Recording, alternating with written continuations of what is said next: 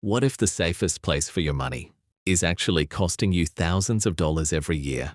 Most Australians think a large bank balance means financial success. You get paid. You save money. Your bank balance grows. But here's the problem.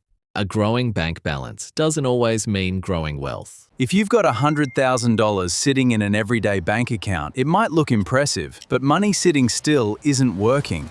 It's just waiting. And while your money waits, but your money in the bank, it barely moves. So how much cash should sitting in your bank? For most Australians, 2 to 4 weeks. Rent, bills, groceries, transport. Anything emerging, they leave one account. That's a recipe for poor decisions. Bucket 1. Your emergency fund. This is 3 to 6 months of living expenses, kept in a high-interest savings account.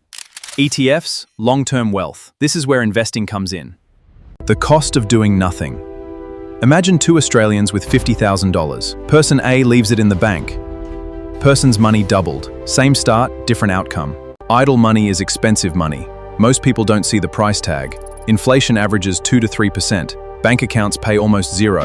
That's over $129,000 of every month your money sits idle. So what do you do instead? You go back to the 3-bucket system. Your spending dollars stay in your transaction account. Your safety net dollars go into a high-interest savings account. So let's bring this all together. Spending, protecting, and growing. Set up your 3 financial buckets, FENT, and build real long-term wealth. Spend, protect, grow. That's it. Most Australians never learn this. They work hard, they save, but they never get ahead. The moment you put a system in place, everything changes. One smart decision creates the next.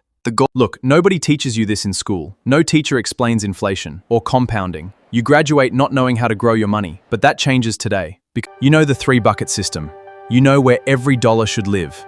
Time is need to be rich to start using it, but only to be rich to start investing, and let time do the rest. If this video gave you even one new idea about your money, do one thing for me. Hit subscribe, no fluff, and drop the words, just real strategies built, and drop the words, everyday Australians. That tells me, drop a like if this opened your eyes. It helps more Australians find this content. Video next. I'll show you the steps, Beginner Australia 26. Thanks for where we help you build financial freedom.